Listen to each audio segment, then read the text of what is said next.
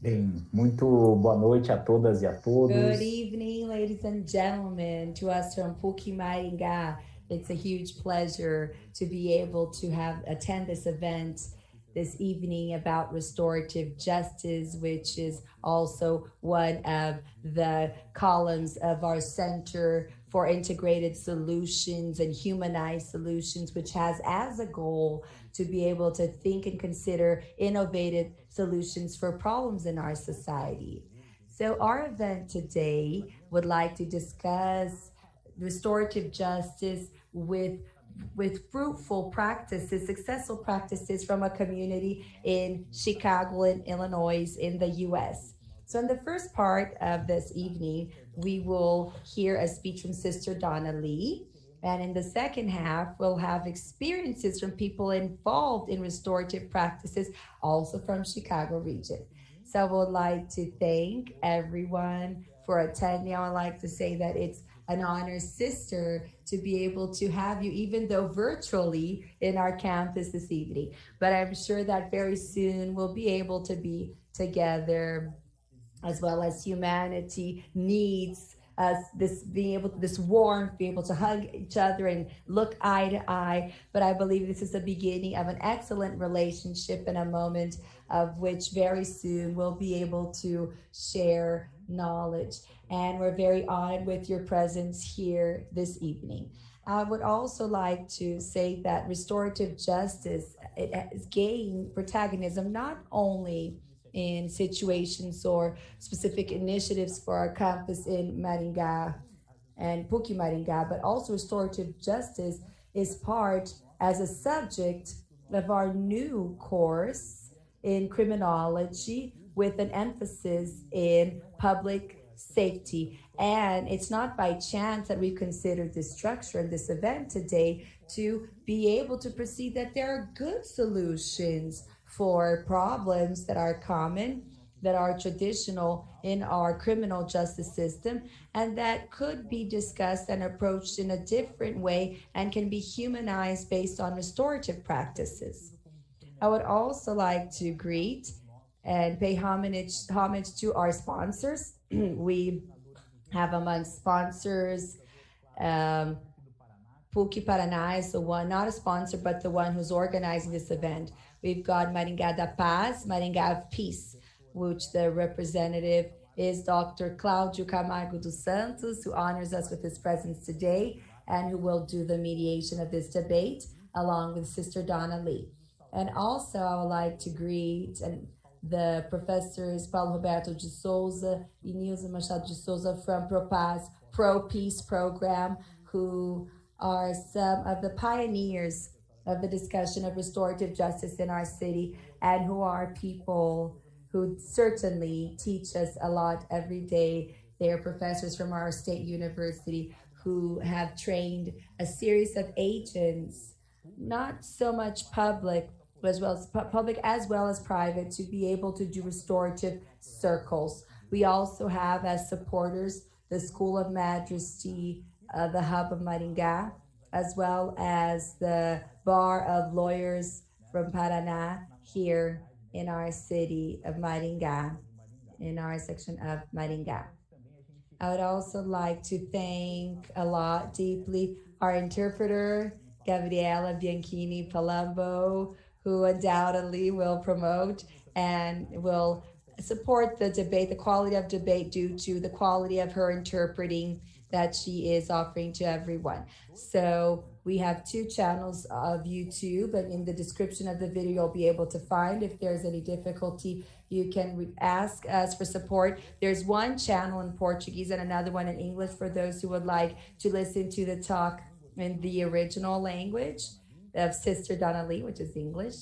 And they could just listen to you directly without the translation. I would like to explain that aside from Sister Donna Lee's talk, we will also have a moment with the participation of guests of Sister and people who were involved in situations where restorative justice has been important for for different situations of life. And it'll be available in our chats. There'll be a link so that you could do a check-in and a checkout And in this way, you'll be able to receive a certification of your presence for the future. Without further ado, because we want to be able to listen to our guest speaker, which I would like to thank once again. Thank you for kindly sharing of your time and of your experience, sharing such important topics such as restorative justice.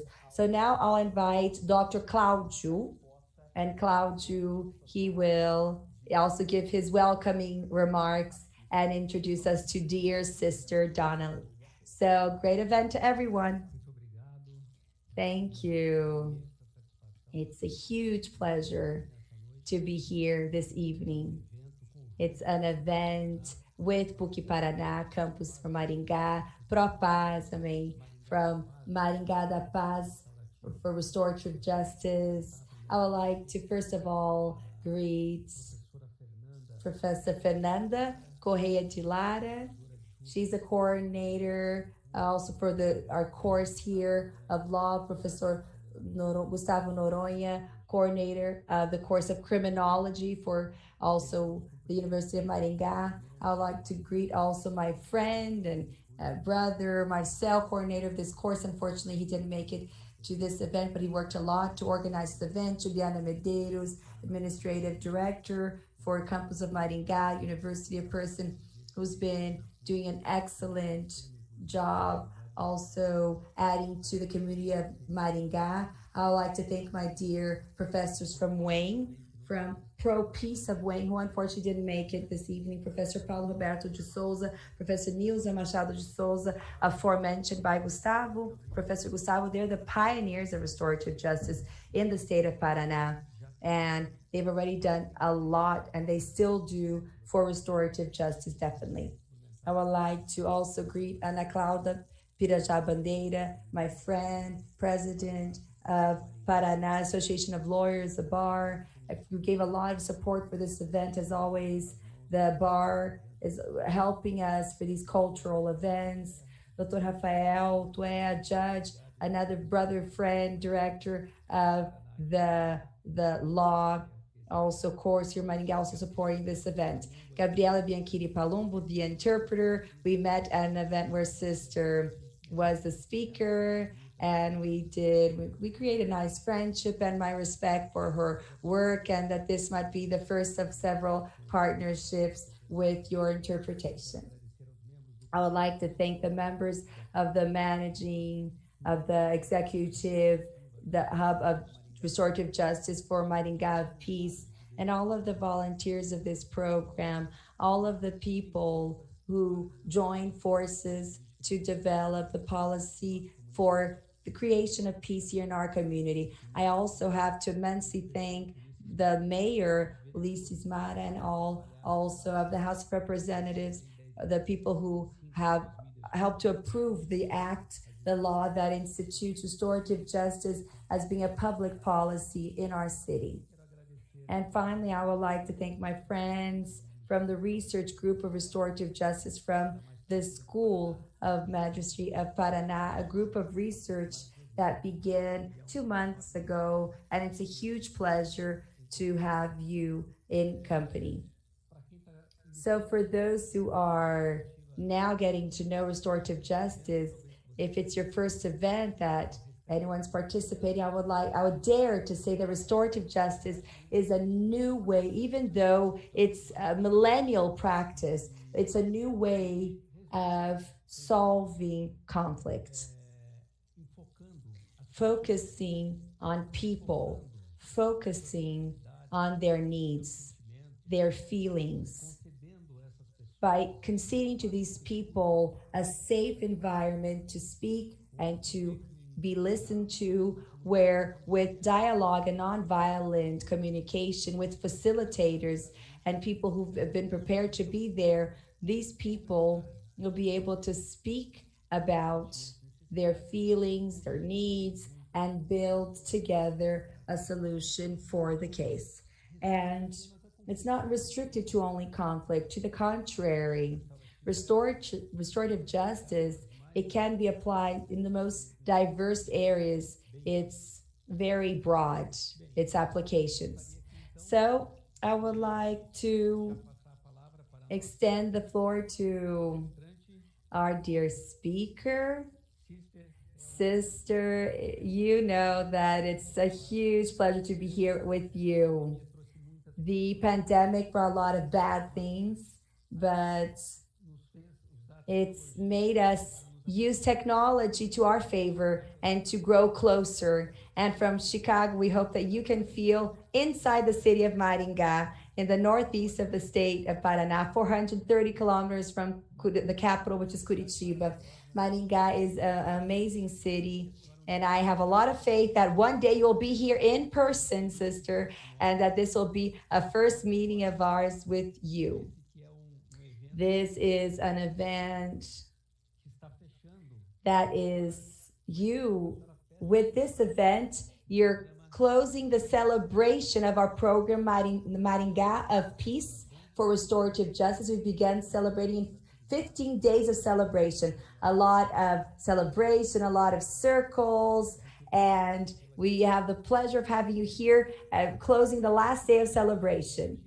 So Sister Donna Liette, she is a sister from Precious Blood. She practices restorative justice. She's a director of programs for women in the Ministry of Reconciliation of the Precious Blood. She has a master's in education supervision from the New York University, as well as a master's from Loyola University of Chicago in pastoral counseling. She has a long career in education in elementary schools, as well as Department of Education, St. Joseph's College in Ercelier. And this is why we need Gabriela, he says, because he wasn't able to pronounce it. And he said, because English isn't my forte, he says. After years in education, she accepted the challenge of creating and directing a residential home for women who leave prison. In 2010, she joined the team of Ministry of the Reconciliation of Precious Blood. She was trained as an instructor for pacification, and she offered this restorative practice in the Center of Detection for Juvenile in the of Cook, as well as other places in the U.S. and in Brazil, Nicaragua, and Chile. Currently, she offers hospitality, hope, cure, healing, and services of support to families, especially to the mothers who have lost their children due to violence or imprisonment.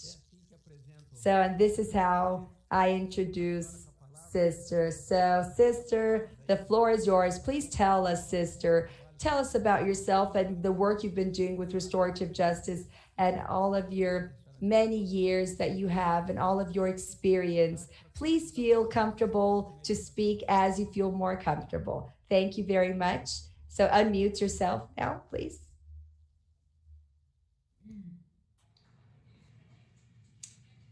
I did unmute myself. Okay, can you hear me? Okay, this is such a privilege to be in Brazil. I feel like I'm there. I woke up this morning and thought, I'm going to Brazil, to this wonderful place that was so hospitable to me. Was that 2 years ago already?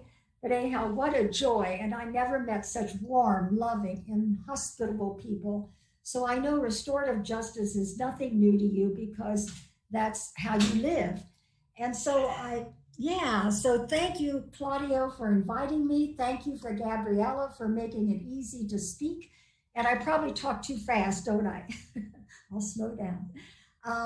But I do know that you are very committed to this restorative justice practice. And that's a powerful thing because about 50 years ago, I'll be pretty brief about the history because I presume with all that you've done already, you know a lot about the history of probably already in Canada. I think in the 70s, there were some teenagers who had caused some theft. And so they were, instead of incarcerating them, they brought them into the community and had them speak to the persons whose homes or places they had vandalized and how they would make restitution.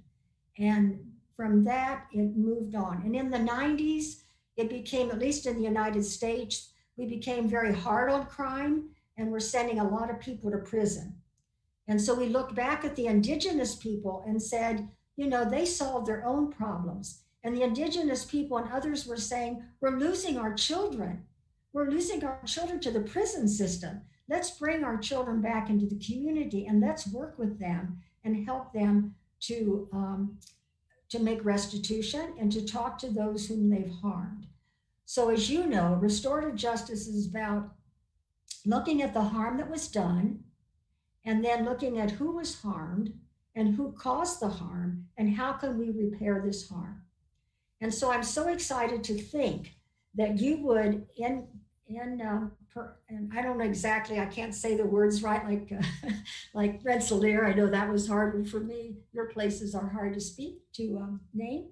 But anyway, to think that you're starting or have started a restorative justice hub, where as a world, we are so punitive, we're so eager to punish, we're so believe that to hold people accountable, we simply lock them up.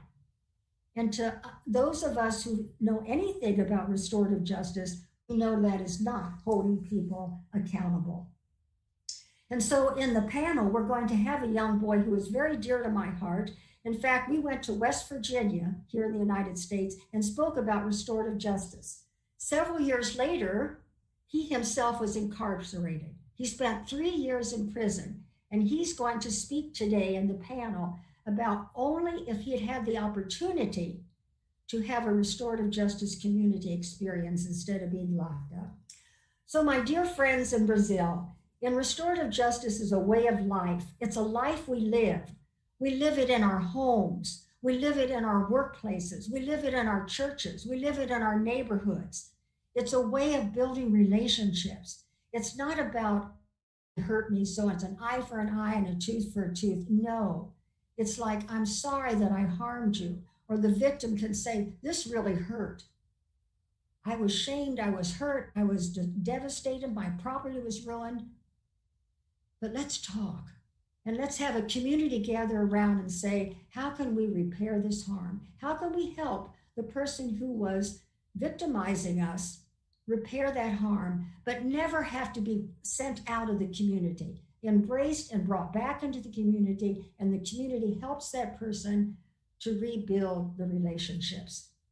So it's also a philosophy that calls us to be our best selves.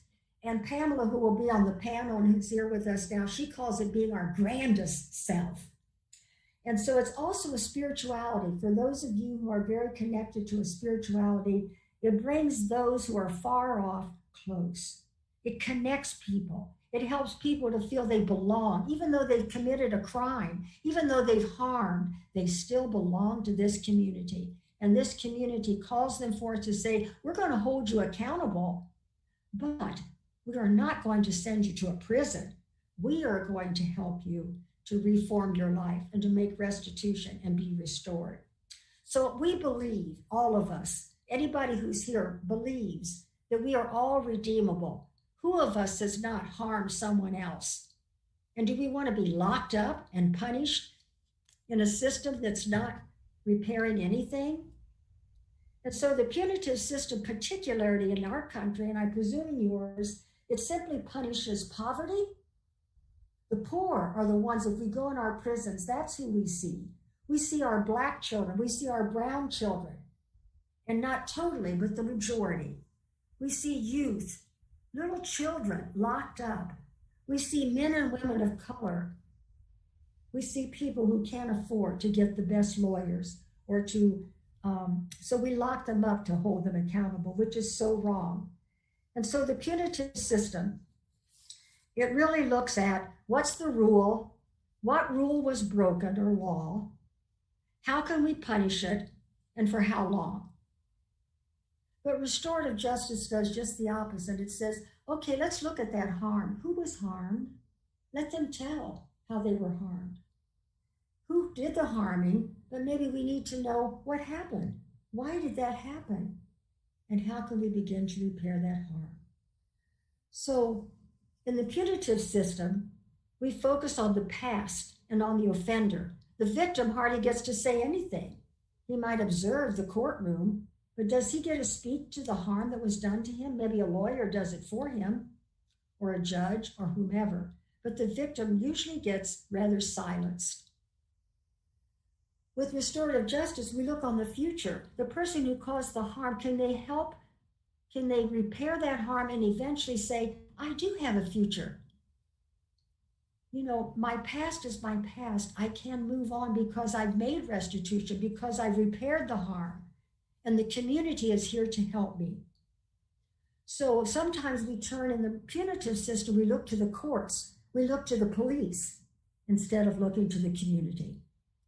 So my dear friends, it's so important that we train people within our community. And I know you have done that in Brazil. How many people are trained, and here in the United States, in circles that can really be in the community and can say, if there's been a harm done, bring the persons who was harmed and the person who did the harm into that community where there's a safe place for that story to be told and the harm to be taken care of.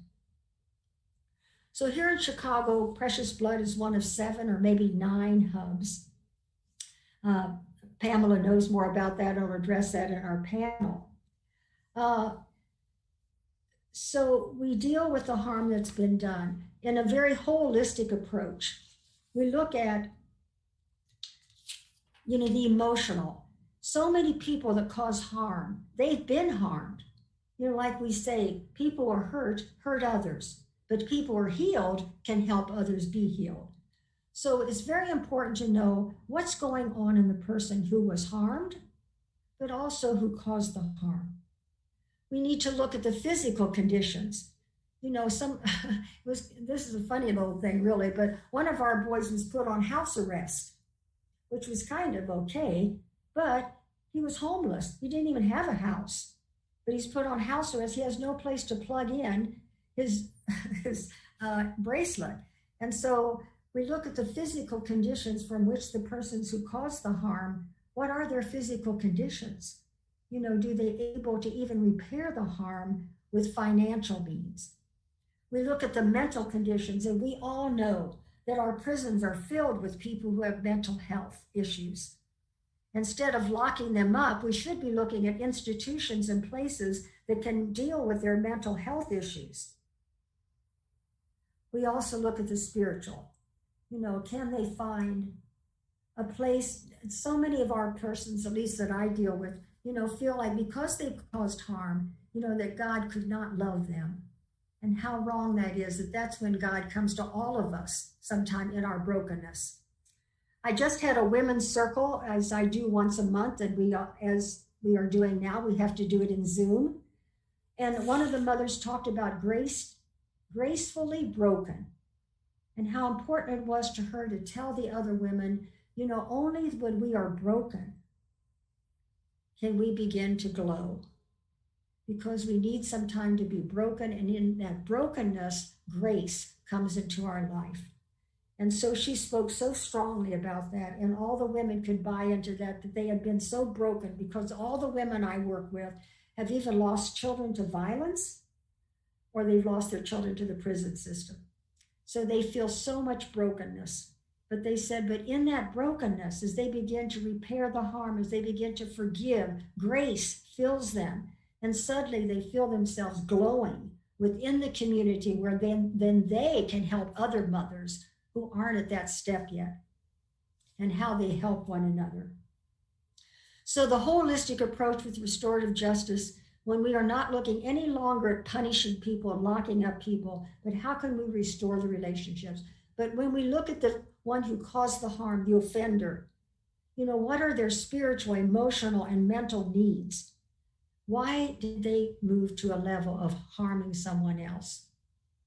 And also, though, to really be attentive to the victim. Very often in our court systems, the victims are never attended to. So it's very important that we sit in circle and let that victim talk about their story. So I want to tell you a little story, because it's always important to hear stories. And some of you who were in Brazil when I was speaking heard this story about the police officer and a young boy. So a police officer's house was vandalized. 4 boys decided one night, well, 3 of them did, and they kind of had bullied the 4th one into joining them. So 4 boys broke into a police officer's home and ruined a lot of things: the computers, windows, doors, quite quite a bit of harm was caused. So the 4 boys are arrested and they're in court. So the judge, who knew about Precious Blood Ministry of Reconciliation, called Father Kelly, who's our executive director, and said, I would like for you to take Devante. We'll just use another name, but anyhow, you'll never know him. But anyhow, and I would like for you to have him sit in circle with the victim. And so we said, okay, if he's willing. So Devante was willing to do this. So we talked to the mother, we talked to Devante, we told him what it would be like. As you know, when you have to do a lot of preparation to do a reconciliation circle. It's not just somebody say, oh, let's just get together and have a reconciliation circle. It's not that easy, as you know. So then I talked to the police officer on the phone, and he said, he was kind of surprised, but he said, yes, he would come. So we had we did the preparation, we set up the room, we felt we had a very safe spot. And so I had donuts and coffee ready for when they came in. Father Kelly went and picked up the mother and son. So the police officer walked in and came up, and he was not too pleasant. And I said to him, would you like some coffee and donuts? And he said, no, I got things to do. Where is that boy? So luckily, Father Kelly and the boy and mother came right very few minutes after that. So there was really no room for what we like to do is more hospitable, and take some time to have some coffee and donuts and then move into the circle room. But that didn't quite happen that day. So we gathered in the circle room, the cloth was there and the candle and the chimes, and we sat in circle. We had a teacher, a principal from one of the schools. We had a couple young African-American boys who could kind of relate to Devante. We had asked the police officer if he wanted any support system. He said he didn't think he needed that. And so we sat down, and Father Kelly chimes in. Well, this was kind of a shock to the police officer, because I don't think we light a candle and chime in at the police department. So it was a little surprise to him. So then we began to check in. How's everybody feeling? There were 8 of us in the circle. And so the police officer said he admitted he was a little anxious because this was very new to him. And the young boy expressed how he was scared. The mother said that she felt, just saddened because to think her son had caused harm. And so each person kind of gave their feelings, and very honestly. And then we did a ribbon ceremony, kind of checking in to say, who is really a support to you, when things got really rough. And so we all shared that, and and that's when we saw that the police officer was really checking in. He got on the edge of his chair and he almost cried. Tears came to his eyes when he talked about his grandfather, that when his father was not in his life. And so his grandfather cared for him, and how he was such an important person, and he'd get in trouble too. And then his grandfather would help him.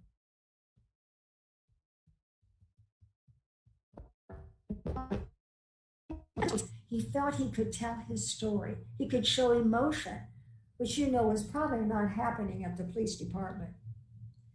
So then we got around to the young boy, and he, first of all, I want to go back a minute. So we asked the police officer then after the ribbon ceremony to tell us, as a victim, what happened. And he told about, his computer was really smashed or whatever. They tried to get it out the window. He had windows broken. His home was pretty well devastated when he came home. But the hard thing he said, was his son. And Devante didn't know he had a son, but he said his son now is afraid to go home. And he said, I always told my son that he'd be safe. His daddy was a police officer and he would be safe. And he said, now my son does not feel safe. And he said, that's what really hurts. That really hurts. I got insurance. I can take care of windows and computers, but I have nothing that can ensure that my son will feel safe again. So this really hurt the police officer very badly. So then he just kind of stopped, and he said, that's what hurts.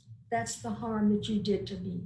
And he was strong, and he said, do you know how much that hurt? So we took a little time, and then we went to Devante, and we said, Devante, can you tell us a little bit about what happened that night? So Devante, a beautiful young man, the first thing that he said was, I just want to tell you how sorry I am. He said, I didn't know you had a son. And he said, whatever I say is no excuse for what I did. And Father Kelly said, well, tell us about it. So he just wanted to stop there, I know. But he said, so many times these three young men would ask me, to participate in some of the activities that they were doing. And he would always say, oh no. But he said, that night, I don't know why I gave in to them. He said, I just said yes that night. And he said, I so regret it. And he said, I admit I did the worst things, because he said, I was afraid they kept telling me, do this, and I just did what they told me. And he said, but I so regret it. I'm so sorry. So then we asked him, a little bit more, to tell a little bit more about that night. And he just kept telling that he was so sorry. He was so sorry. So we went around in the circle, though, and everybody kind of shared, what they heard and so forth. And then, and I'll kind of make this quick because I know I don't have a lot of time. I think we end in about 15 minutes. Is that correct? Okay. All right, I'll keep going. But anyway, so the beautiful thing about that is the restorative piece that happened then. So it went on for about an hour and a half. And at the end, we said, what do we need to do to repair this harm? So the police officer asked that he get back in school because he had been expelled.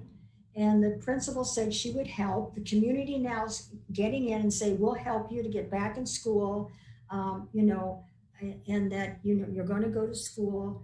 And the mother wanted him to be in the house and not be going out anymore, and to be checking in with her. And we all kind of took our part as the community to say, we'll help you, but we'll also said to the police officer, how can we help you? And finally he said, I don't need anything else. And one of the points he said, Devante said he liked to play basketball. And all of a sudden, after this closing of the circle, he got up and went over to the young man and said, I'm not only a police officer, I'm a dad, but I'm also a coach. And I would love to shoot baskets with you. And so in 1 hour and a half, or maybe less, this police officer was able to tell how hurt he was. But also Devante was able to say, how sorry he was. And after the hour and a half of sharing and the community saying how we'll help both of you and the harm could be repaired, the police officer said, I got everything I need. He said, and I would even like to shoot baskets with you. So that's what we want to happen in our communities, right? Where there's harm been done, people can sit together in circle with the victim, the offender, the community, and say, this was bad, we're sorry, it hurt, but we're here. We're going to help all of you to restore those relationships, to give back to the community. And so I am so excited to think wherever in the world, Brazil, United States, wherever, that we're beginning to put aside punishing people and restoring relationships and bringing into our communities restorative justice. So there's many, many stories that I could tell, but another story that I want to tell, and then I got some other things to say, but our mothers, I work a lot with mothers. I have 75 mothers. About half of them have lost children to gun violence, and about half of them have lost their children to the system. And so what is so beautiful, one day, one of the mothers was telling how hard it was. It was a holiday, and she said, all I can do is go to the gravesite. There's a place missing at our table that chair will never be filled. And the only way is to go to the gravesite if I would have any sense of being close to my son. And so the circle went around, and different mothers were sharing how difficult it is to be without their child, especially in the holidays, and that at the table there's a missing, and it hurts. So another mother whose son had been incarcerated as a juvenile, he got sentenced to life without parole at 15, I think he was. He was now in his 40s. So she had been going to prison, and her family, as many times as she could, 6 hours away, because, prisons are never close, at least here in the United States, to the families. So they have to travel, they have to get a hotel. Most of our families can't even afford to do that. So she was not trying to say to this other lady, well, you think your story's bad? Mine's worse. It wasn't that kind of attitude at all. But the other mother was saying, for me, it's just so hard to think that, because at that time she felt her son would die in prison.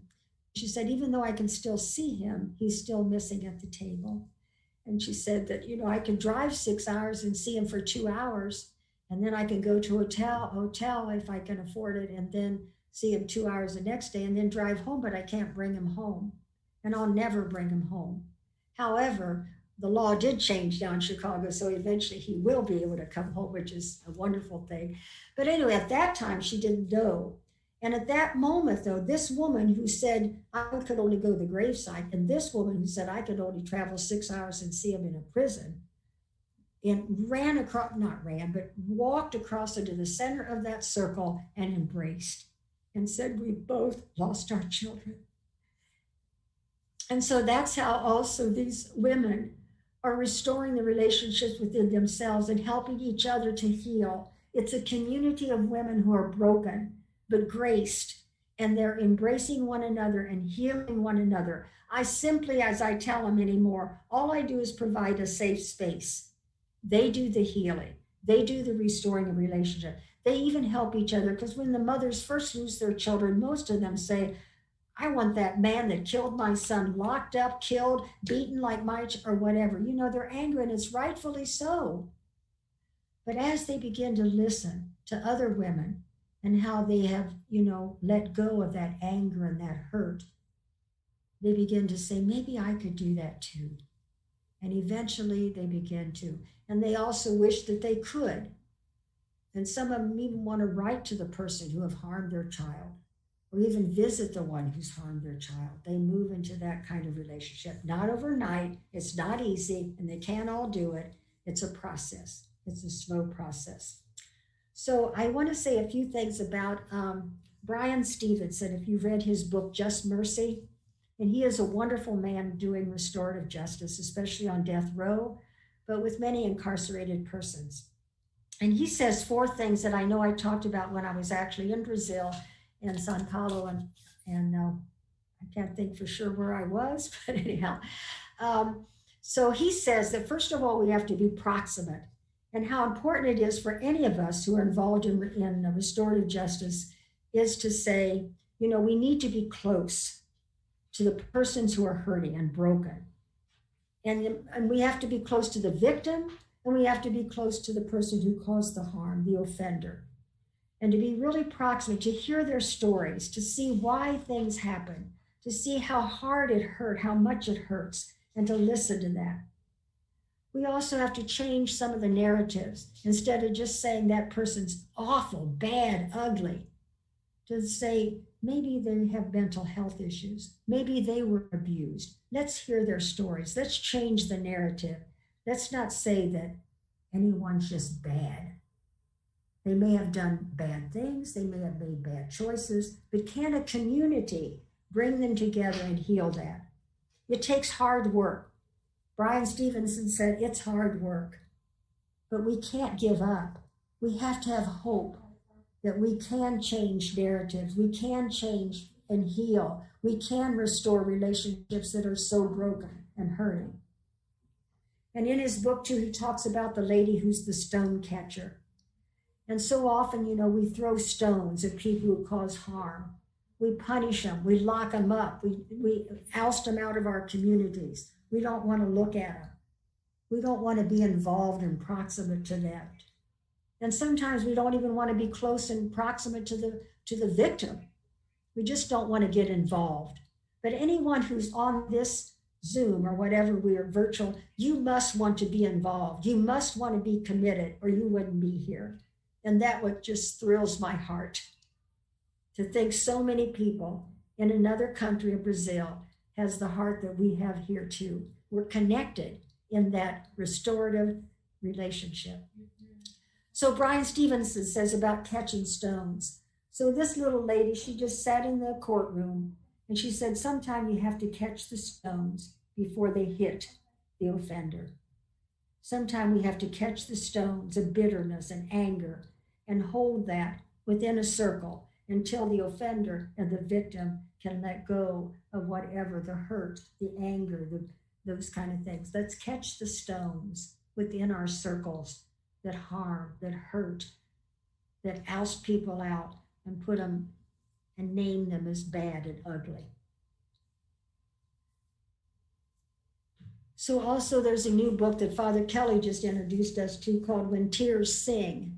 And I think that's the other thing, that we have to catch each other's tears, the victim and the offender. And let me tell you, I've been in many circles, and it's both the victim and the offender that usually end up in tears. And maybe not real wet tears, but the heart is hurting and crying. And so we need to be attentive to both sides and let the community embrace all and bring healing and restorative. So let the community have a buy-in. In Brazil and in your community that you want to develop this restorative community, let the community have a buy-in. Bring as many people into starting. Get them trained in circles. Start small and let it grow. Keep it simple. And one of the things I like to say, because it's Angela Davis said, let us change the things we no longer accept.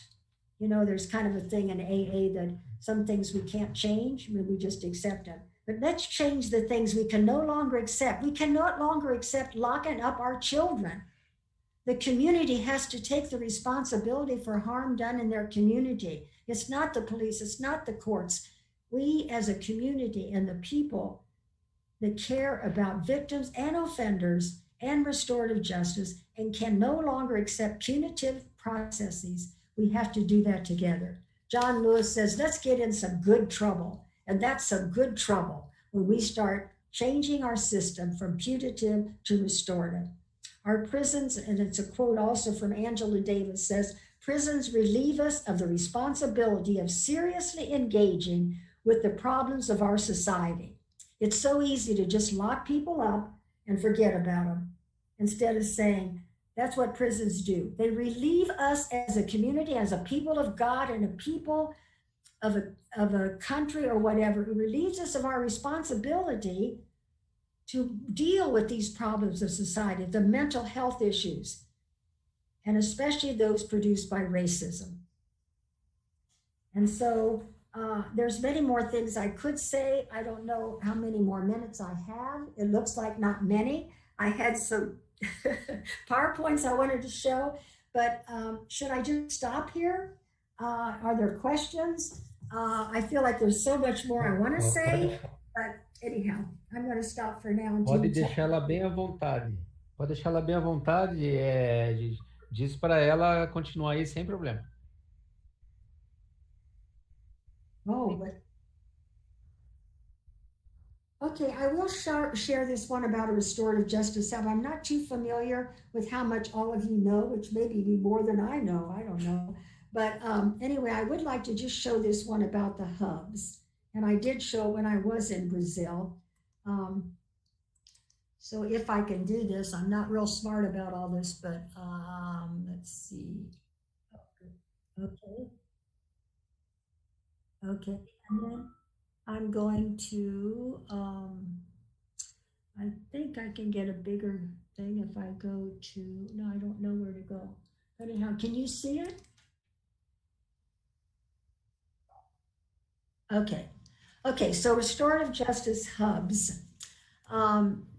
Just a few things. I'm going to go through this rather quickly. I thought there was some place where I could get a, okay. Is it big enough that you can see it? Why? Do you know how to enlarge this?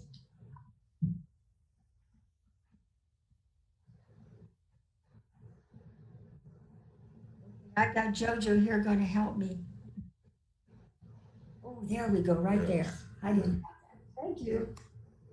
All right, thank you. Okay. Okay, yeah. Okay, so Thank you. So the concept of restorative justice hubs is that I'm going to go quickly because I know we don't have a lot of time.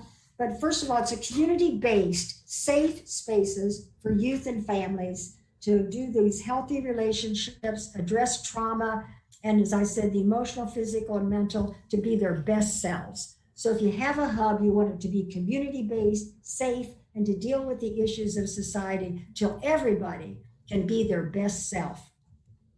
And these are some of the questions in setting up a hub and in just setting up our own Precious Blood Ministry is how can we really support our gang-involved youth, our court-involved youth? How can we support them instead of just punishing them? How can communities best share the responsibility?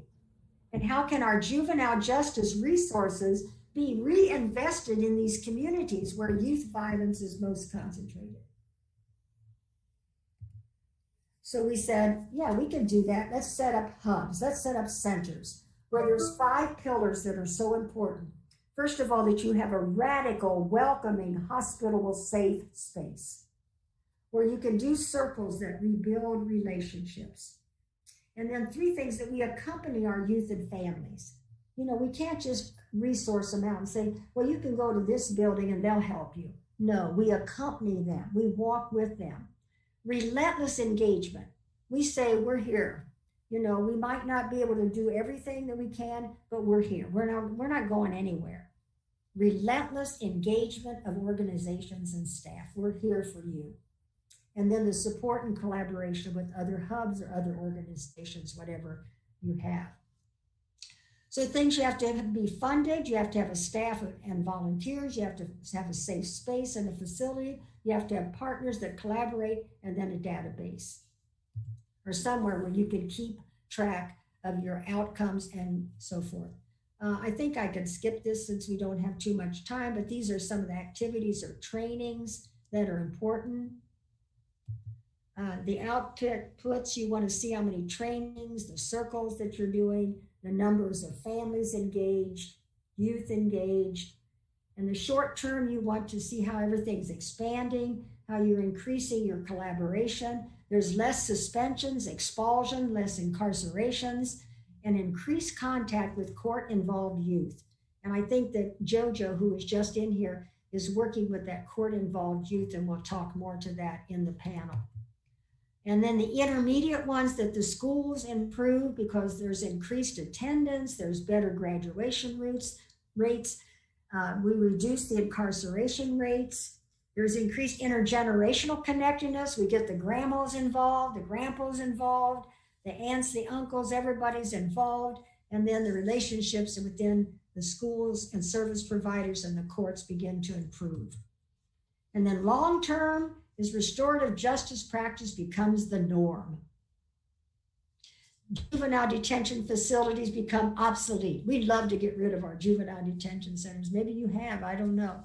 Communities become safer and the rates of violence decrease, and improvement of the quality of life and the decriminalization of communities, decriminalization, and increased peer support and life expectations. A lot of our kids say, you know, they don't expect to live to be 25. So that's kind of just a quick thing of restorative justice hubs.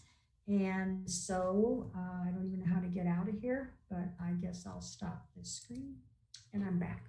Okay, so for now, that's all I'm going to say unless there's more time. And I think we do need to take a break just so we can come in with the panel. Is that correct? Ok. Quanto tempo... Bom, podemos fazer 2 perguntas aqui para a Sister, que colocaram ali no chat? Ok, Gabriela? Uma pergunta é assim, qual a experiência da Sister? What's your experience, sister, with people who do not have freedom, people who are not free, people who are incarcerated? Well, I think that Joe, when in the panel, will probably address that because he was incarcerated and he didn't have the opportunity to sit in community. He was just sentenced and sent off to prison. And so he said he would wish that he had had the kind of thing that the young man and the police officer had. And as hard as it would have been for him to address his victim, he's going to talk about that, so I'll let him do that. But I don't know if that answers the question, or maybe it can be clarified in the panel. But yeah, we're working toward more and more and more people will be sem free. problema. Ok. E uma pergunta também, né? A question as well. So they would like to know, like, who are the supporters of your ministry? Who supports your ministry? Well, actually, the community here we call back of the yards, yards. It's in the south side of Chicago. And first of all, just the young people, the families, not financially, they don't support us, but emotionally and spiritually and every other way they support us. But in other ways, we do have the support, some government support. We also have religious communities, like I'm a Sister of the Precious Blood, and our community supports us. We have grants, we have fundraisers, we have corporations, and so we have a mission advancement and fundraising committee that keeps working to develop the finance pieces that we need, but the community gives us the emotional support. So I hope that answered that question as best I can.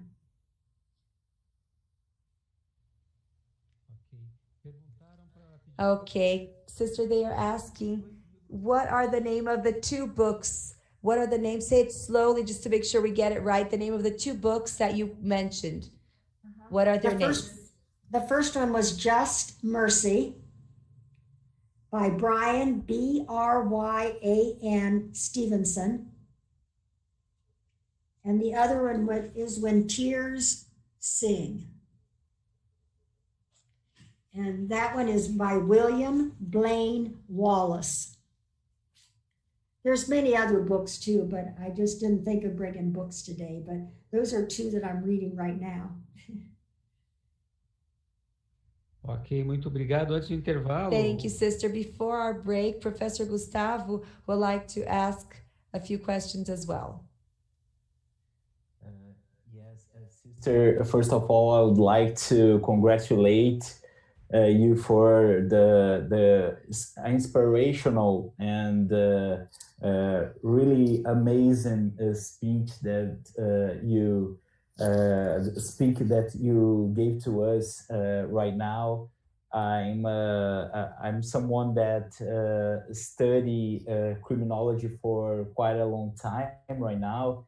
And one of the movements, the criminological movements that always had come to my attention, and one of the more powerful of them is the abolitionist perspective. And as someone who has translated, I believe it's one of the books that changed my life, which is Limits to Pain by Nils Christie. I have the privilege to translate it to Portuguese. And one of the lessons that Professor Nils gives us is that we really shouldn't repeat what the offender does. He says that the state, all the punishment administration that we have is intended to have an artificial creation of pain in the one that had inflicted pain to the victim. And in this perspective, I would like to ask you if you believe in prison abolition. And I was really moved and really happy to see you mentioning Professor Angela Davis, which is one of our biggest influences here in Brazil, the critical perspective of the restorative justice, because we really believe in how amazing and powerful too the restorative justice can be. But we really worry about it, how it will be managed by our system of justice.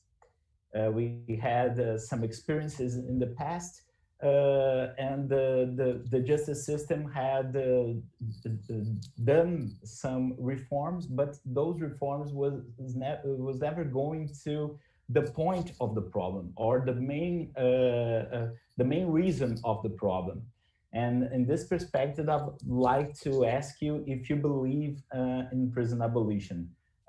Thanks a lot for your great speak. It was very inspirational in this very challenging time that we are living. Thank you again. So you want me to answer that question now? Você quer que eu responda a pergunta? Okay. Well, I think it's a process, and I do believe, yes, I don't think we need prisons. And I think especially we should start with the juvenile area, because to lock up our children. Now, I understand that, we have not taken murder cases and said, we can just sit in circle, with that. Because what we need to probably do is work with the community and the families outside of that, because I think that it probably is necessary sometimes to put people in confinement until they have a time also to be graced and to be, it's a process for everybody, the offender and I think that maybe even Joe, Joe Mapp, who is our staff person, could address that a little bit better than I maybe. But anyhow, because he probably will share his life, a little bit of his story. But I believe that eventually, yes, I would like, probably not in my lifetime, but eventually we get rid of, because the indigenous people, they just sat in a circle and worked out their issues. They didn't have prisons and lock up people. But it's a process. But yes, I do believe eventually they should be gone and that we should restore. And I think that eventually there won't be that violence because will have broken that down in community and dealt with it. Because, when we send people to prison, we see the recidivism keeps happening because there's very little repair of the harm and so forth. And so, especially if it's a short time and they come out and they go back to the same thing and the same people, and even young Joe might say it's hard to come back, after 3 years in prison, because you don't want to go back to what you knew and you don't know what this is like, this new life that you want to live. And so I believe when a community embraces the harm that's been done and works within that there's less recidivism, that people are not going to continue to do the harm because they'll have heard how awful it was, how it harmed somebody, and that the community's there for them, and they're not just saying, well, get out of our life now because you caused harm in this community, but we're still embracing you, but not condoning what you did. We're saying you have to repair that. Because we need to repair relationships, and prisons don't do that. I don't think. And I think many people on the panel can attest to that. The prisons do not repair harm and do not restore relationships. So someday I hope in heaven, if I get there, that I will know the prisons are gone everywhere. So, any more questions? Are we going to take a break or? Gabriela, vamos, juro que a última pergunta. Okay, last question, because it's so good. Claudia's saying we're enjoying this so much, but there's another question where the person says, there's controversy about the application of the practices of restorative justice in more complex, more serious crime. What's your position about these more serious crime using restorative justice? Well, it's kind of like I said before, it's a process. And I think that, we can't just take someone who's killed his mother's son and put them in circle. And anytime you bring a circle, as simple as it might be, it might just be a window, but you still have to prepare both sides, the victim and the offender. And so when it's such a serious thing as murder, maybe multiple murders, maybe seriously sexual harm, we need a lot of time. So, I can understand the controversy. So you'd have to be very careful and prepare people and be very sensitive to it's a process. And people cannot come into circle if they're not ready. You cannot force anybody into a circle. You have to be ready. And when they're ready, then I believe every circle works if the preparation is done. But as far as serious crime, I think it will take time to do that, and the communities have to be built up and so forth. And I don't know if real serious crimes will ever be able to be done in a circle, but I think the relationships can be restored. Because many of my mothers who have lost children to violence, their sons have been murdered, and they have forgiven that person and are even willing to write to them and receive them when they come home. Yes, so I don't know if that answers that question, but I know there's controversy and people don't all, there's still people that want to lock people up. And so, yeah, we're always going to have them, but let's be with, let's do something, what's that word I want to use? Good trouble, as John Lewis said. Let's do some good trouble. It's hard, and not everybody believes in the process, but let's keep moving on because it's worth giving our lives to, I believe. Ok. A Sister precisa de quanto tempo de intervalo? Sister, how much time do you need as a break? How much time would you need for a break? I only need 5 minutes. Okay. I want to get a drink of water. Ok. Ok, That's 5 but I thought minutinhos, you're retornaremos participating. então, agradecendo a todas as pessoas que estão conosco aí acompanhando. So thank you. He's just thanking everyone, and I just hope that I gave something of what people knew, because I didn't know how much people knew and how much they wanted to know. So I don't know. I hope I reached our audience. And I also wanted to say that it was Professor Salm, whom I first met at Governor State University here in Chicago. They introduced me to Marcelo, and then I came to Brazil. And so I just want to thank him and Marcelo and all of you for giving me this honor. And if anyone wants to be trained in Brazil at Governor State, Professor Salm and I will be there to help you. Okay? Muito obrigado. Vamos. Thank you. Certainly, we will contact you, sister. So we'll have a break, a 5-minute break, and we'll be back. All righty? Mm-hmm.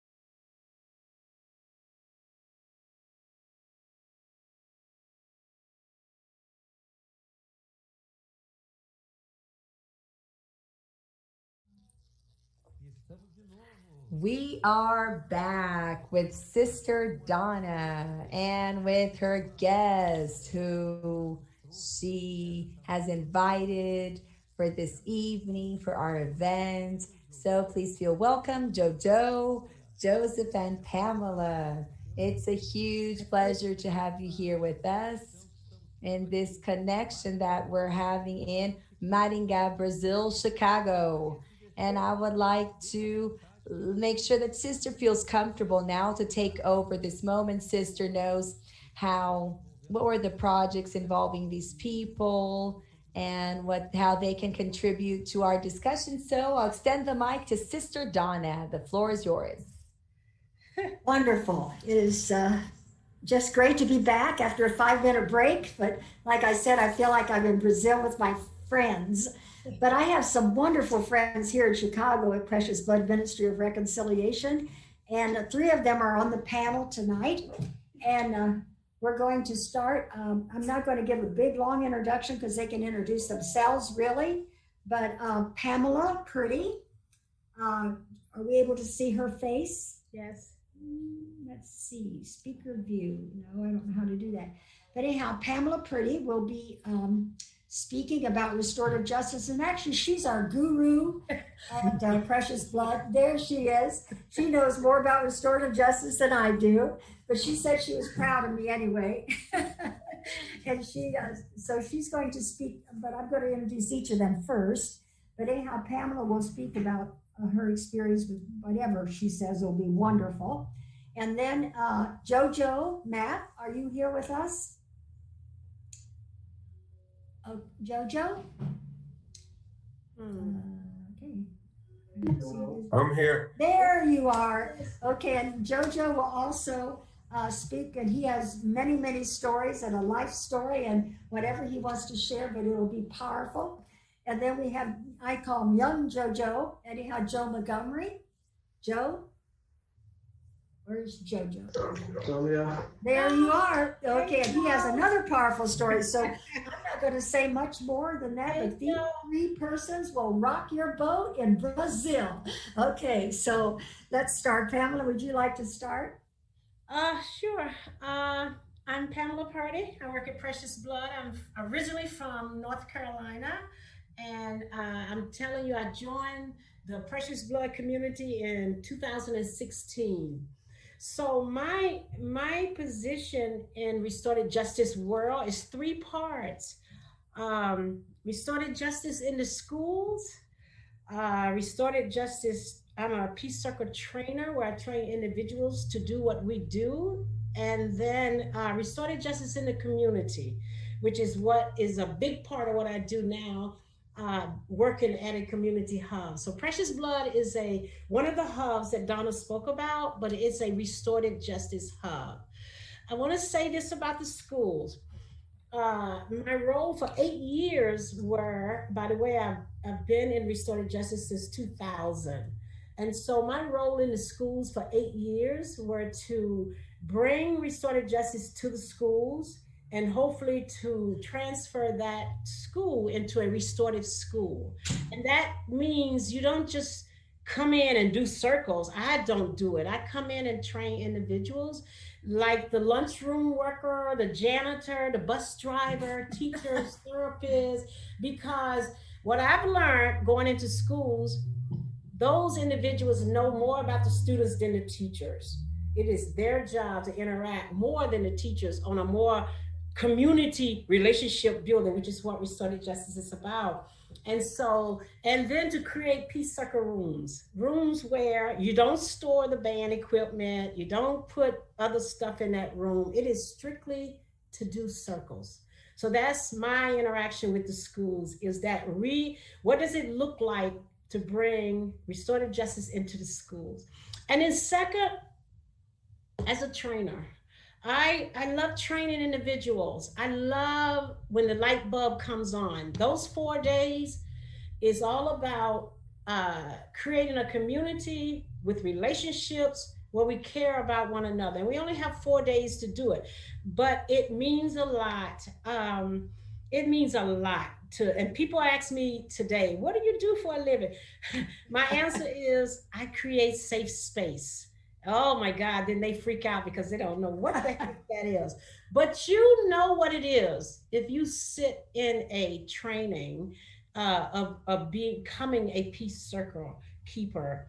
We do a lot of activities. We do things that will bring you closer together.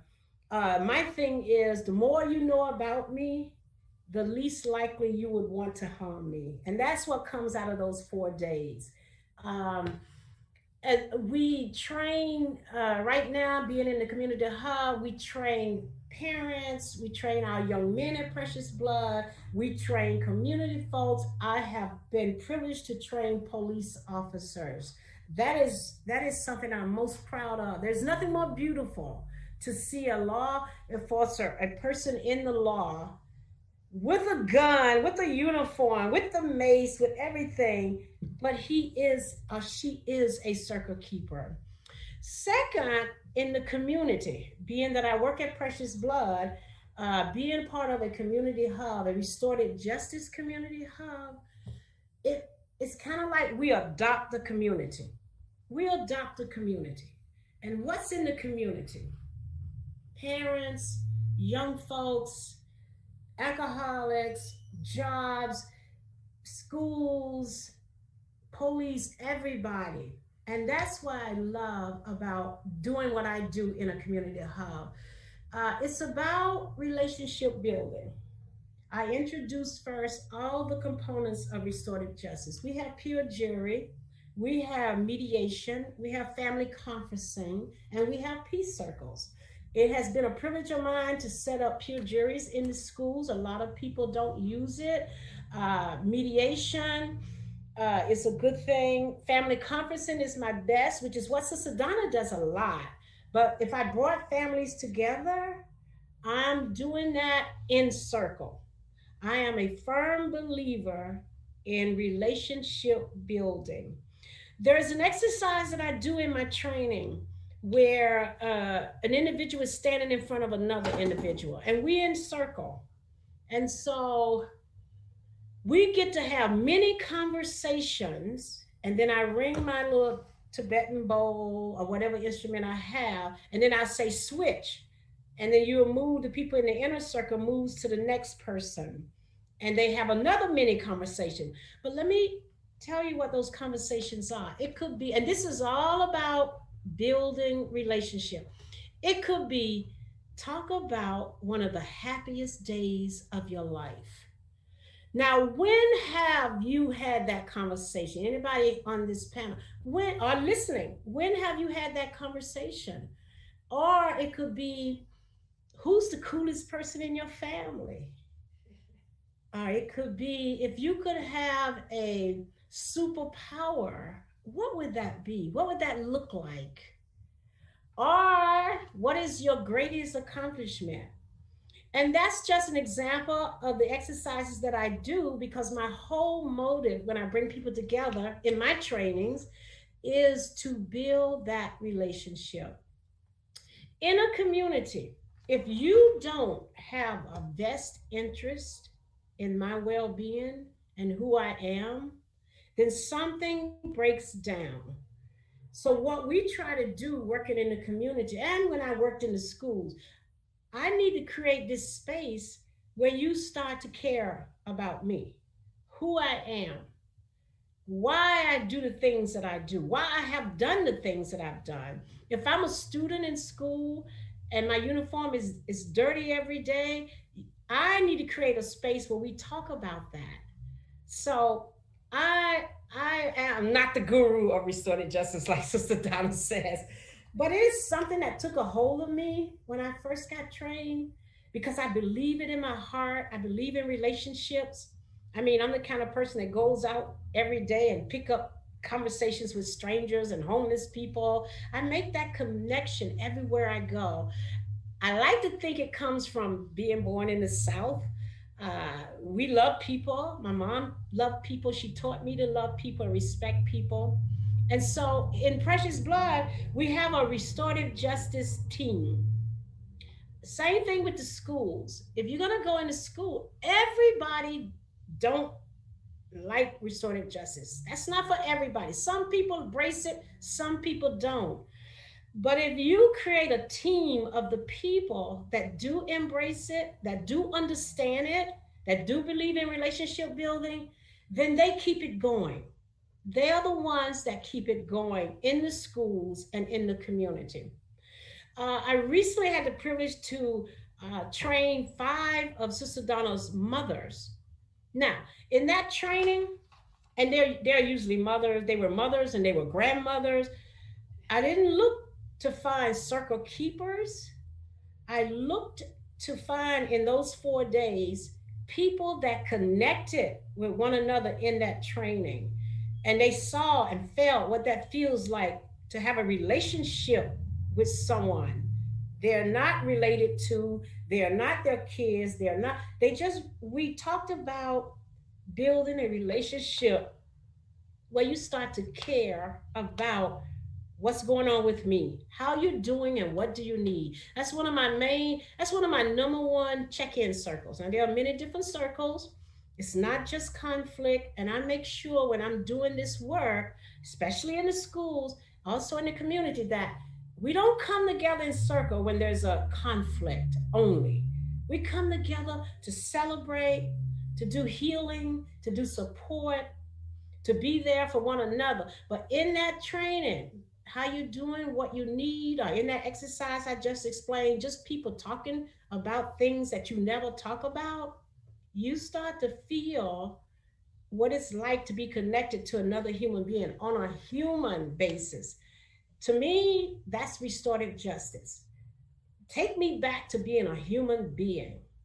Take me back to where I care and love the people around me.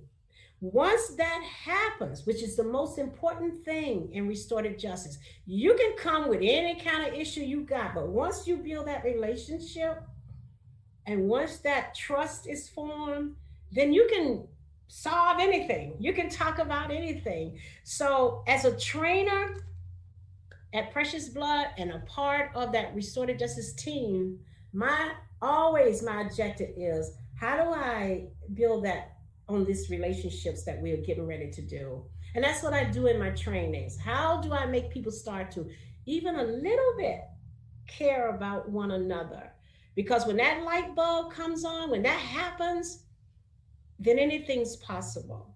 So if I was going to be speaking about restorative justice, I need you to remember this. It is about relationship building and creating a community where I now care about you. So we have this new component of Precious Blood called Just Peace that I'm part of. And it's not just individuals that work in Precious Blood. We have come together. We have a lawyer, ex-state's attorney who is a restorative justice person. We have a person who's a trainer like myself that I work closely with. But we have come together, and the big picture is, how do we bring restorative justice to the community? And then what we do is we reach out to everyone in the community. But first we have to educate them on what is restorative justice, what does that mean? And it is relationship building, opposed to what happened, what rules were breaking, how should you be punished? It's all about what happened, what do we need to do right now? How do we make this right? I think if the world thought like that, we'll be in such a better place right now. And one of those mothers, out of the 5 mothers that I trained, again, we didn't expect them to come out of this being circle keepers, but they recognized, one particular mother recognized when someone in the community came to her with a really big issue of being homeless or battered. The first thing that mother did was, oh my goodness, we need a circle. We need a circle. So when I train individuals, I'm not just looking for who can be a circle keeper. As I said before, everybody that takes this training is not a circle keeper, but you understand what restorative justice is and what we're trying to do here It's not a movement. It's not RJ is the new black. It's none of that. It is who we are in our core being. It's who we want to be as teachers, but we don't have the time because I got 40, 30 kids in my classroom. It's not who we are in the community because we're busy. And especially in the kind of communities that we work in, every day is a struggle. Every day is trying to find a grocery store to get food or Pampers. So we have gone far away from coming together as human beings and caring for one another. And that's what I've found at Precious Blood, is taking part in bringing people together, doing things with them where they start to care about each other. That's across the board. And that's the police, that's the religious leaders, that's people in all the other agencies that work with us at Precious Blood. How do we come together and start to care about one another, where I take an interest in what happens to you, where I don't want to see you locked up, or I don't want to see this kid suspended for 10 days or 3 days even. My whole dedication to the work that I do as a restorative justice practitioner / trainer is creating safe space so you will feel what that's like to care about one another. And then I have an interest now in what happens to you. That's why I'm not a fan of circle trainings on Zoom. Oh my God, I could never do that. I could never do that, because it's about feeling. It's about coming into that space. It's about having an issue come up in that space. How do we fix it? How do we deal with that issue? You have to be there. You have to be in person to figure out how to fix something that comes up. And the reason you want to fix it is because we have this space that we've created that is sacred, that it reminds you that we're trying to build or create a community that cares about one another. I learned that from Native Americans that I worked with in Wisconsin. I've learned that. I learned that from my grandfather. I learned that from my great-great-grandmother, that it's about my caring about you, my wanting to be a part of your being safe. How do I help you become safe? And so those are the parts of me that I give every day with the schools, when I'm a trainer, and when I work in the community. It has not been easy, because I get a lot of questions. What happens when people push back? And people will push back. I think the important thing is that they experience. That's why in the trainings that we do, especially when we're working with school folks, has to be the principal involved, the vice principal, the dean of students, the person who dishes out those penalties and those suspensions. If they sit in that space, which I know happens in a restorative justice peace circle training, if they feel what that feels like, they would trust it more. They would trust it more. Angela, we're going to move on. Okay, so that's me. Okay. I know I was told we had 10 minutes. I wanted to say thank you, Donna, for inviting me on this. It means a lot. I called my mom and I says, I can't talk now, I'm going to Brazil. Because if COVID wasn't here, JoJo and little Joe and me and Doc, we would want to be in Brazil. That's where we want to be.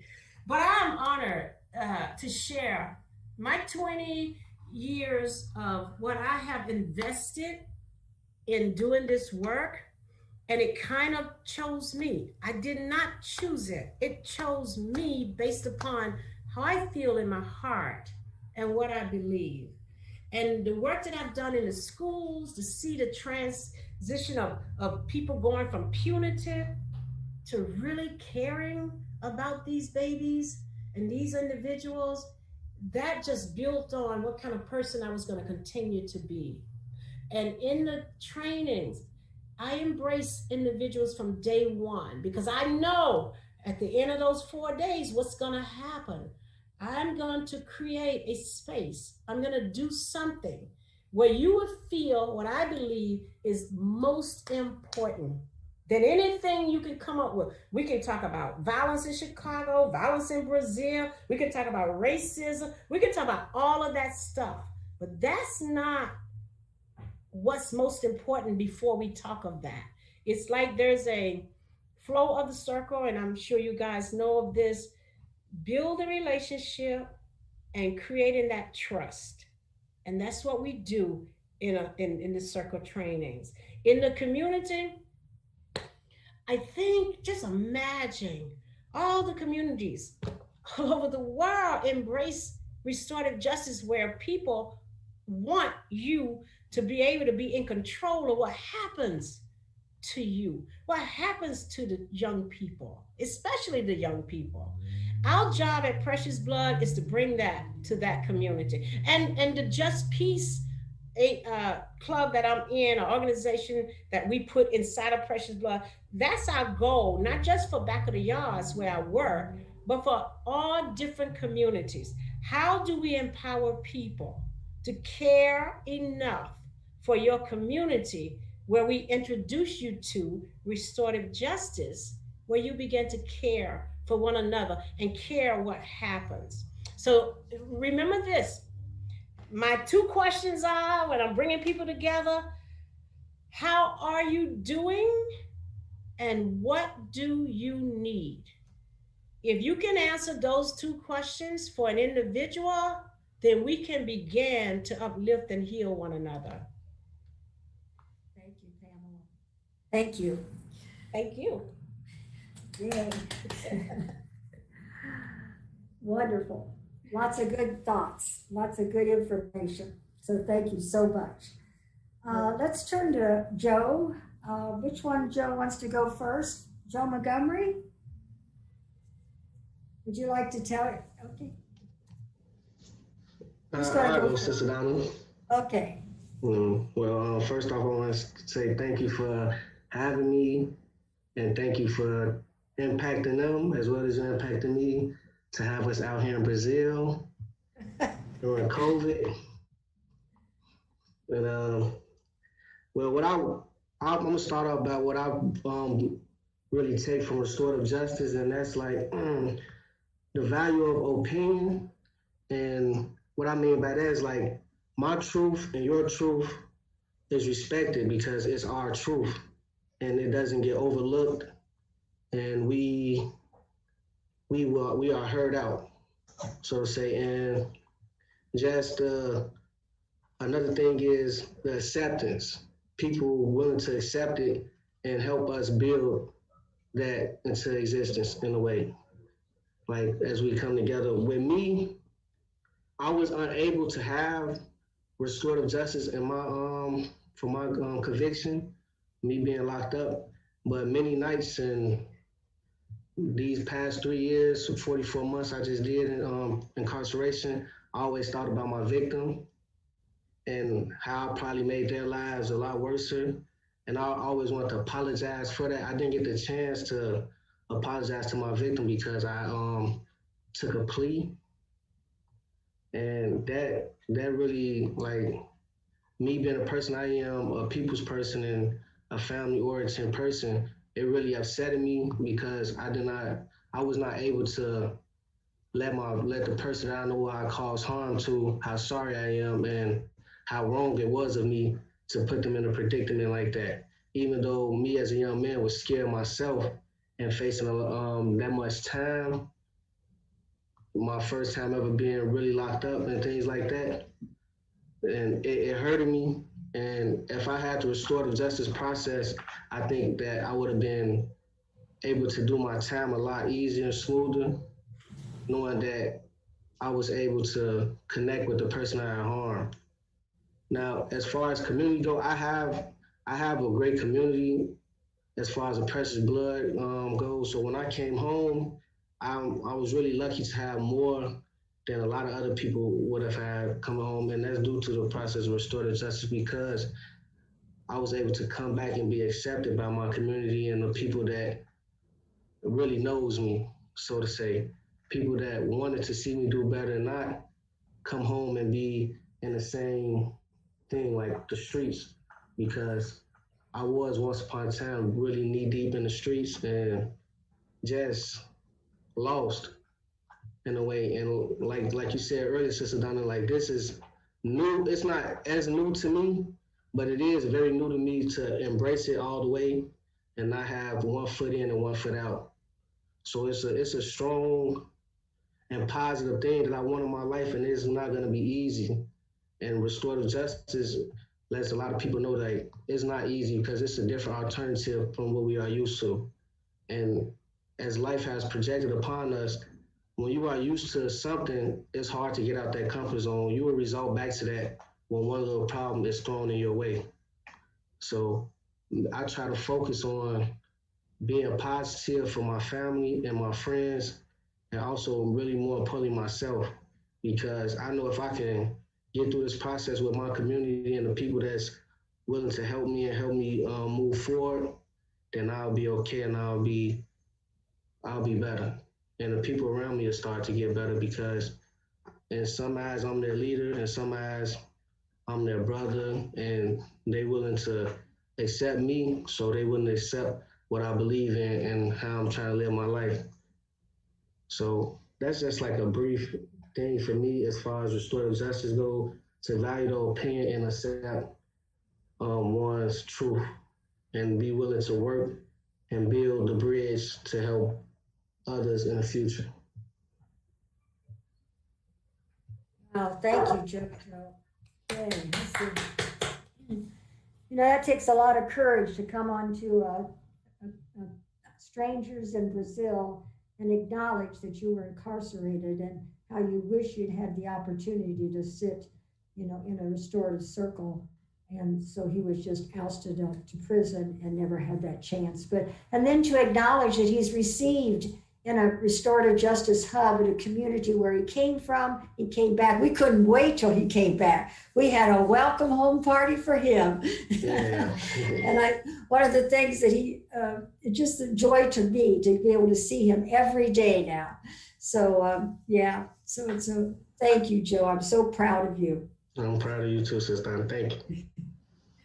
And now we have a second Jojo Mapp, who is like a mentor to Jojo. So it's a wonderful relationship, and we're just so proud of you too. So can you share a little bit of your story and how restorative justice works in your life?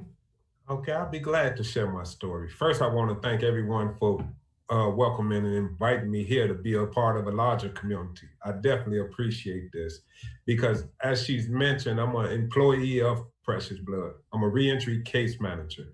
But much more than a reentry case manager, and I explained that a little bit more, I'm a restorative justice practitioner. I'm a practitioner in several ways. One is I was formerly incarcerated. And from my incarceration, you know, I had to find a way to move past the guilt and shame of what it was that caused me to be incarcerated. That's a lot to wear on a young person, especially since I was incarcerated as a young teen. And I constantly tried to seek out ways to how can I give back? How can I make amends? How can I do anything to show people that I'm not the person that I was defined as in the courtroom? So one way, I didn't get the opportunity to meet with the victim's family. I would love that opportunity even after the fact, because I want to make amends and I want to show them how remorseful I am for that. Not for any type of special reward, like this, any leniency from the court or anything, but because this is the life that, this is the direction that my life is going into. But much more than that, because of a place like Precious Blood and because of this restorative justice mentality, I was accepted back into a community. This wasn't necessarily my own community, but I built relationships with them prior to my release from prison. So when Pam talked about the relationship building, this is what it looks like. And because of that, I made it my desire, I made it my point of interest to come to Precious Blood and try to be a part of the same restorative justice family. And in doing so, as part of my responsibilities as a reentry case manager, my role is to help youth ages 18 to 29 who are currently incarcerated or who are formerly incarcerated, and some who may be poised to become incarcerated if they don't change their behaviors and the way in which they move through life. Well, because of this, I've also been given an opportunity to enter into the juvenile detention centers. Now, that's a big deal considering that I formerly incarcerated and I was just released from prison this January. So in a short amount of time, this concept of restorative justice has allowed me to make a greater impact than I would individually or standing in one local community. I am able to travel to the suburb of Chicago because, you know, the detention centers are placed far away from homes, from normal communities. So in these detention centers, I'm able, thanks to the training of Pam, present and facilitate peace circles.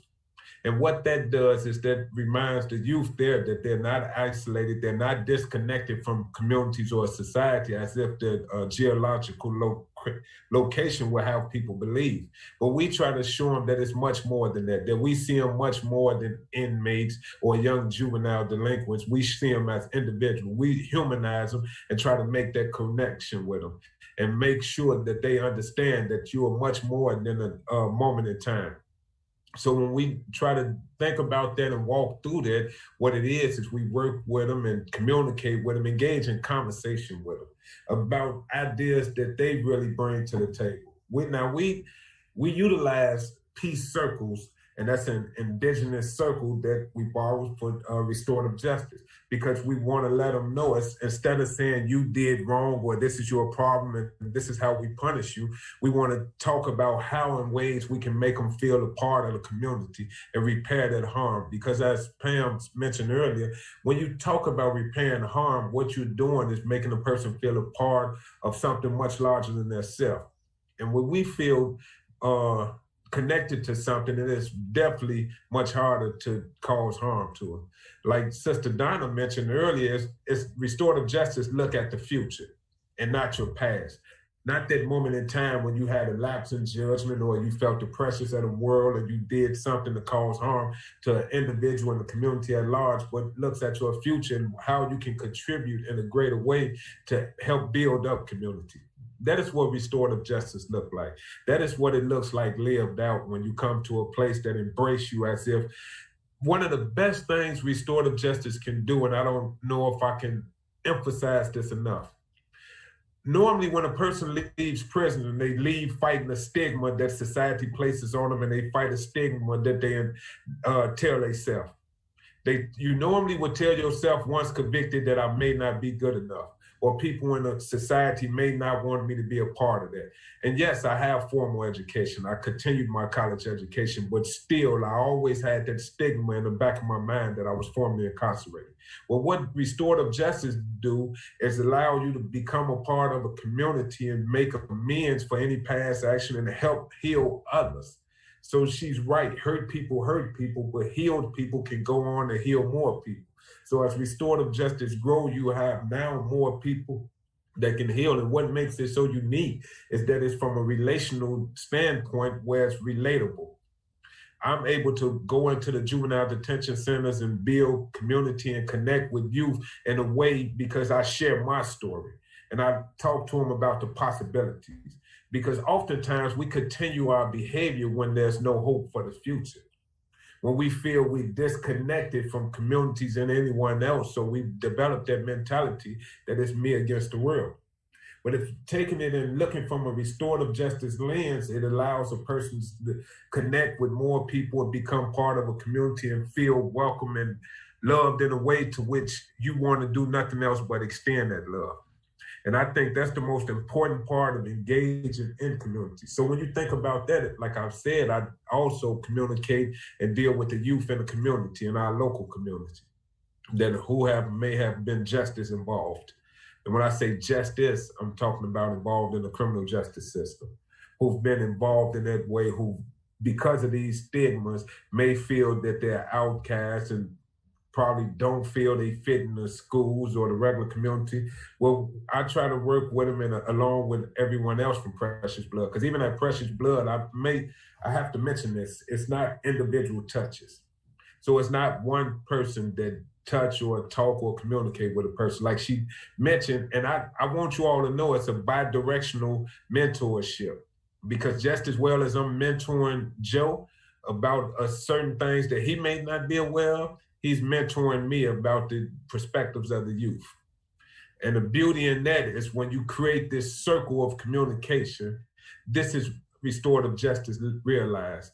And I would hope when you all consider implementing it in Brazil, that you think about including those who were once criminally justice involved, those who can also speak to some of the missteps that we may have taken and some of the ways in which a person can try to move through life with the supportive community to be a better individual. Because most of the time, most people do not know, and I've communicated, because I'm blessed to also communicate with adult prisons as well, and communicate with individuals within those prisons, and they talk about looking for ways to how to restore the harm that they've done. And we always talk about, if we had an opportunity to meet with those who we've impacted in a negative way, how can we walk through that? How can we work it out? Because oftentimes there's so much of a disconnect. The person is harmed. You will no longer see that person except for at court, and you're dealing with the judge and the state's attorney, and they give you a verdict of guilty and you're sentenced to crime, and then you are ostracized away from those people that you may have caused harm to. And in that way, there's no repair. There's no steps toward making it better. So now all you have is a whole community of hurt people. So looking at it from a restorative justice lens, and I'm glad you all are even engaged in this process, consider including those who was once informally incarcerated as well. And it's important to include people that can train them in how to live out this restorative practice. Because although it is a great idea on paper, it is something much more when it's lived out. It adds more meaning to life. And it touch the individual who is engaged in many more in different ways. And I just want to be the voice to that. I want to speak to what restorative justice look like. From a young teen who did something in his past that he's had to move through life ashamed of, to a full-grown man who's glad to contribute to his community in whatever way I can. I thank you all for even giving us the opportunity to speak to you. And if you had any questions, I'm sure Sister Donna can facilitate those. Thank you so much to Pamela, to Joe, to JoJo. I mean, aren't you glad I brought a panel in? Because you said you'd had to listen to me for another 45 minutes. So this was wonderful. I could never share the kind of things that these three persons shared so beautifully. So I'm so proud of you three. I'm so thankful to you. And I'm so thankful that we can share our story with my friends in Brazil. So if there are questions, I would be glad to, I'm sure any one of the three will be glad to answer them. So Gabriella, are there questions? So let's find out if there are questions. Just a second. Let's see what Claudio has to say. Can't hear her. Já vejo aqui, enquanto isso queria fazer comentário, agradecer muito. Before we go on to the questions, I would like to thank Pamela, JoJo, Joseph.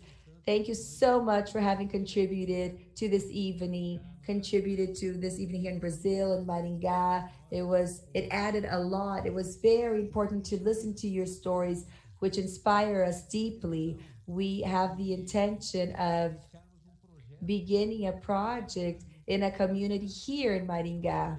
It's a project of restorative justice, and we believe that this event, after listening to what Sister said, what Joseph, JoJo, and Pamela had to say, that it's important for us to help us to build this project here in our city, and also a project where we can bring people in, people who leave incarceration, who leave prison, to reinsert them to their own families and in social life as well, So I'm very happy with this sharing and this learning that we've just had in this evening.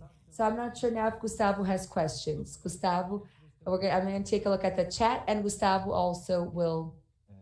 Não, Cláudio. Na verdade, eu só queria. Actually, I wanted to thank Joseph, thank Jojo, and thank Pamela for sharing so much. And it's fantastic to notice that what we read in the books is actually true. Because a lot of times we study criminology and restorative justice, we're accused of just being a dreamer or of being someone who's living, in a different utopia, but actually trying to, Etchi says that utopia is the present penal system. That's the utopia. And we can see from Joseph's experience, from Jojo's experience, and from what Pamela is sharing, we're seeing that actually the only possibility isn't of having to have more of a humanized criminal justice, is to allow people to notice that after having a label of the victim and of the criminal, there's an identity that has to be seen. So there are no words to thank Sister Donna, as well as Pamela, Jojo, and Joseph, thanking them for what they shared with us today. We're in Brazil. It's an end of the year, a very challenging year, closing our activities now, at least during the school year. But this type of event gives us inspiration to be. So thank you very much for being so generous and for being brave to share what you did. I hope we can personally we can meet, and we can meet soon in person. So we have a question here. We have a question. When we think of restorative justice, it's common to think about specific victims who committed, but could we apply this with people who, for example, are involved in drug trafficking? So let's say if in sister community, if this is applied also in crimes involving drug trafficking. Did you understand the question? One of the three of you like to answer that? Well, I couldn't hear anything that they were saying. Oh. I didn't hear. Pamela não ouviu. Oh. Jojo, could you hear it? Yes, I've heard. Can you repeat the question, Jojo? So she was asking, you hear restorative justice, but what about when you hear of someone, because you hear of victims and things of that nature, what about when you hear of someone who may be a drug trafficker or something like that? And if I can speak to that, I would say oftentimes we try to minimize what restorative justice look like and who should be included in it. The beauty of restorative justice is that it's inclusive. Mm-hmm. And it involves people who've committed all types of crimes. Because if you go to think about the situation that may have led a person to do a crime, oftentimes when you're dealing with people who deal with trauma, your question should be not what's wrong with this individual, but what happened to this individual. And if you start the question from that perspective, you can start to unpeel and peel back the layers of what it was that caused this crime to happen. Now, that does not excuse any type of crime as if it doesn't matter because there was harm did. But restorative justice looks for ways to heal, and it must start with including everyone and almost every type of crime, in my opinion. It's been my experience also and I do, again, lots of different circles. When I do victim offender circles or when I do conflict circles, if I stick to that flow of the circle, which means before you get to any issues, you start to build that relationship and build that trust. We do that with values and other things. It's been my experience that other stuff come up that, like Joe said, would explain to what happened. And it's usually when we don't deal with that other stuff. I was privileged to do, and I say privileged because I learned so much from all my circles. I was privileged to do a hate crime circle, and there was a victim, and there were many, like 26 perpetrators of the violence that committed the violence on these 3 African American couples. Once we got into that experience and that safe space in that circle, it had very little to do with the violence. It had everything to do with my mom divorced my father and moved me to a neighborhood where I was with people of color, African Americans, which I've never experienced. So now I'm afraid, and I need to go and get some help. I need to go join this club of individuals that's going to protect me, and we're just going to do harm to individuals that don't look like me. That turned out to be a whole nother thing. So I say that to say, we do have people committing crimes, we do have people doing harm to one another, but when restorative justice is introduced into it, there are other things going on that needs to be looked at, that's never usually looked at. If I commit a crime to Joe and we go into the court, I can't even look at him. Both our lawyers say we can't even be in the same room together. We don't face one another. And there are so many questions. Why? Why me? What happened? And so bring restorative justice into the picture when crime has happened, when violence has happened, following that flow of the circle, things come up, things are revealed that led up to why I did the harm or why I did the crime. And that has been like an eye-opening for me. And again, I do all kinds of circles. I do a lot of circles. And usually, if I stick to building that relationship and creating that trust, I get to why the harm was created or harm was done. And what do I need? And not that I make the perpetrator or the person that does harm the victim. That doesn't happen. The victim is the victim. But also, I need something. But we do that together. We discover that together. We look at that together. I hope I touched on a little bit of the question. I couldn't hear it. Yeah, thank you to both you, Pamela and Joe. Thank you, Jojo, Pamela. Was that? Tem mais uma aqui, ó, Gabriela. I have another question. Professor Salm is asking Sister, how do you see the organizations of restorative justice becoming more hospitable, more welcoming? I see what? So for some reason, I can't hear Gabrielle speak when she translates. A Pamela não está me ouvindo. Ixi, a Pamela não está na tradução. Alguém tem... Como que ela está vendo esse movimento? Professor Salm wants to know, how do you see this movement of restorative justice being more broader or being received by others? So how are you seeing that? And another question is, what's a tip that you would have for people that are getting into restorative justice now? Okay? Só pouquinho. The first thing is, I think that as the restorative justice movement, and we don't really want to call it a movement, restaurativa, não queremos chamar de movimento, é uma filosofia, né? Sister, you can go on. Yes. Okay. The philosophy is more and more people, begin to buy into this philosophy, that they move out of being punitive and they begin to build relationships, but they begin to see it working. When they begin to say, I want to be circle trained, when they begin to say, oh, there's a problem in our community, I'm going to go to this hub and see if I can have a circle. And the community begins to say, I see that restorative justice is important here in my community. I see that I have a responsibility to take care of these ills that are happening in society.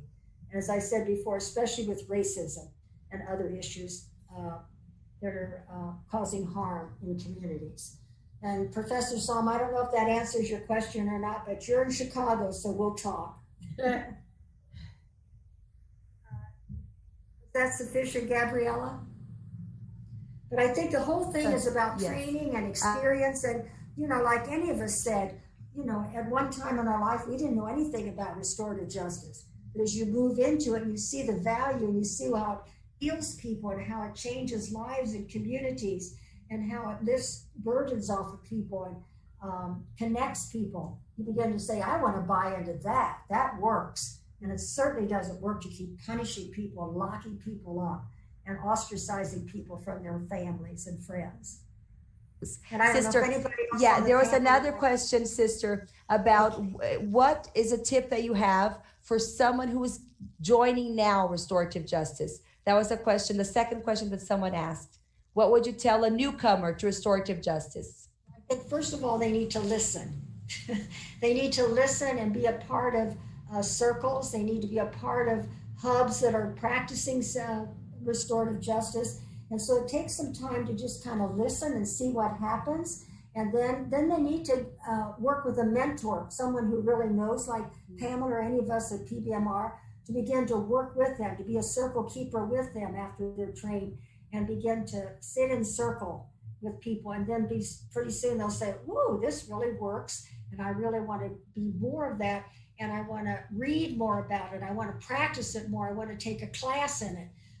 Go to Governor's University and take a course from Professor Somm or whatever, read. So it's just a process of learning and experiencing and getting into the movement. Again, I don't want to call it a movement, the philosophy and the experience. Okay. Então é isso, Gabriela. Thank you, sister. Sister would like to thank you. Would like to thank Joseph, Jojo, Pamela. Thank you for the seeds you have planted of restorative justice here in Brazil and Maringá.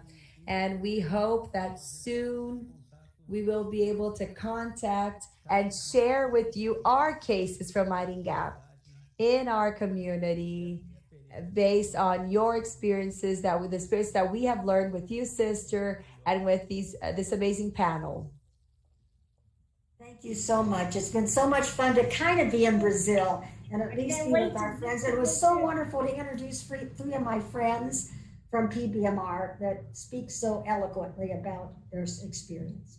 Thank you. Thank So you. humble. Thank you, Gabriela. Ok, muito obrigado. Gabriela, Mais uma vez, thank obrigado you. a It todos. was my pleasure, our pleasure. Thank you, all of you. Slavo, everybody. Thank you. Thank you. Thank you. Bye, Teresa.